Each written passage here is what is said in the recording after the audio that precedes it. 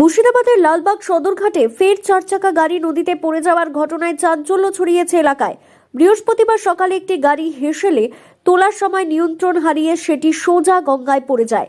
ঘটনায় গাড়ির চালক আহত হন। স্থানীয় মানুষজন দ্রুত উদ্ধার কাজে ঝাঁপিয়ে পড়ে তাকে নদী থেকে তুলে প্রাথমিক চিকিৎসার ব্যবস্থা করেন।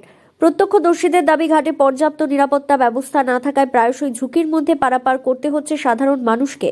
কয়েক বছর আগেও একই ঘাটে চারচাকা গাড়ি নদীতে পড়ে এক শিক্ষকের মর্মান্তিক মৃত্যু হয়েছিল। সেই ঘটনার পর বড় হেসেল ও ছোট লঞ্চ চালুর ব্যবস্থা করা হলেও বর্তমানে বড় হেসেল সরিয়ে নেওয়ার ছোট একটি হেসেলেই গাড়ি স্কুলের ছাত্রছাত্রী ও সাধারণ যাত্রীদের একসঙ্গে পারাপার করতে হচ্ছে। স্থানীয় বাসিন্দাদের বক্তব্য, একটি ছোট হেসেলে একসঙ্গে মানুষ আর গাড়ি তোলা অত্যন্ত বিপজ্জনক।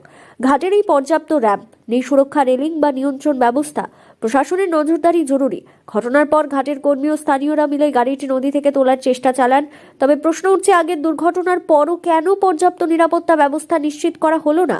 ঘাটে বড় ফেরি পুনরায় চালু করা এবং যাত্রী ও গাড়ির জন্য আলাদা পারাপারের ব্যবস্থা করার দাবি উঠেছে। প্রশাসনের তরফে এখনো পর্যন্ত কোনো আনুষ্ঠানিক প্রতিক্রিয়া মেলেনি। তবে এলাকাবাসীর একটাই দাবি, আর কোনো প্রাণহানি নয়, অবিলম্বে নিরাপত্তা জোরদার করা হোক। এটা কিন্তু চার চাকা পার হওয়ার জন্য নয়, কিন্তু কেটে চার চাকা পার করছে, খুব রিস্কি। এতে স্টুডেন্ট চাপছে, চার চাকা চাপছে, এতে এরকম ঘটনা হামেশাই ঘটছে এখানে। এর আগে অনেক লোক মারা গেছে, মারা গেল, কিন্তু সরকার এত কিছু করে সুরা ঠিকঠাক হচ্ছে না। এখানে দীর্ঘদিনের দাবি যে এখানে একটা ব্রিজ হোক। অবশ্যই অবশ্যই পক্ষে আপনারা কি বলবেন? আমরা চাই অবশ্যই এখানে ব্রিজ হোক একটা, সবার সুবিধা হবে, সবার সুবিধা হবে একটা ব্রিজ হলে। আগামী 28 তারিখ ফিরাদ হাকিম আসছে এখানে, তো সেখানে কি ব্রিজের দাবি?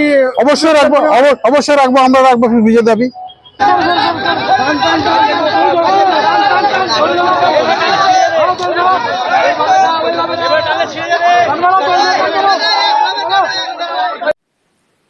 মুর্শিদাবাদ থেকে কৌশিক অধিকারীর রিপোর্ট, লোকাল 18 বাংলা।